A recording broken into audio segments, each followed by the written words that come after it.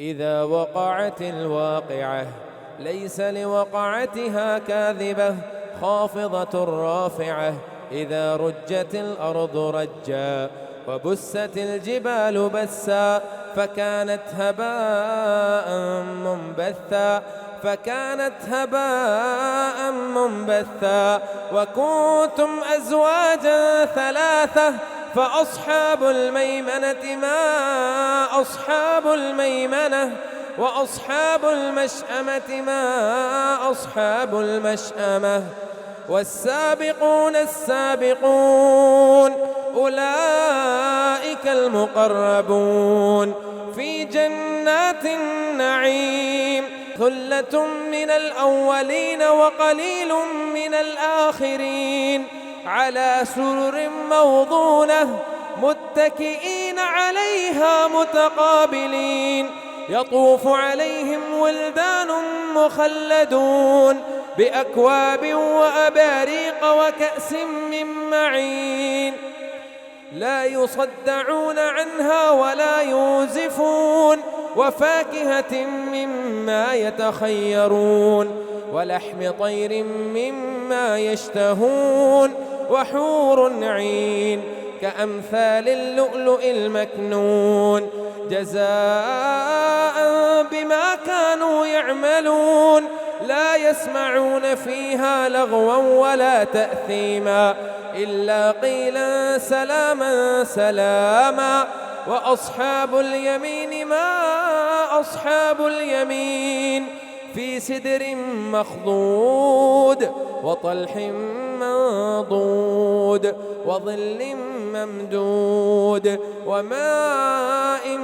مسكوب وفاكهة كثيرة لا مقطوعة ولا ممنوعة وفرش مرفوعة إنا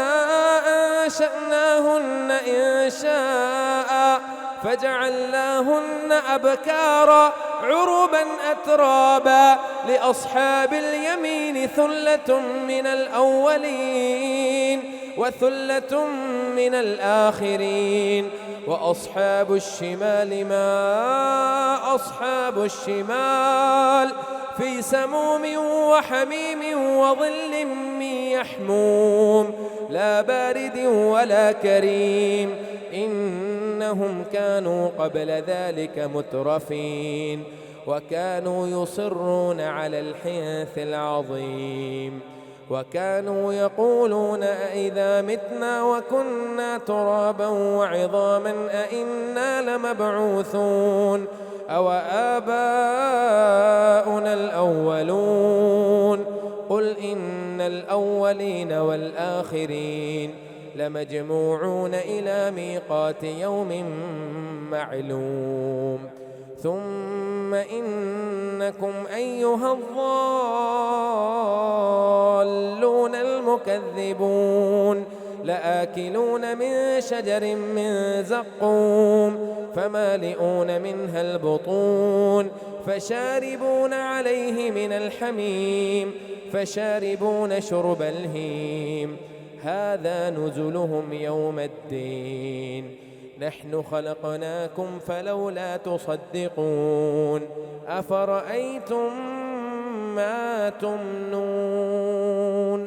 أأنتم تخلقونه أم نحن الخالقون نحن قدرنا بينكم الموت وما نحن بمسبوقين على أن نبدل أمثالكم وننشئكم فيما لا تعلمون ولقد علمتم النشأة الأولى فلولا تذكرون أفرأيتم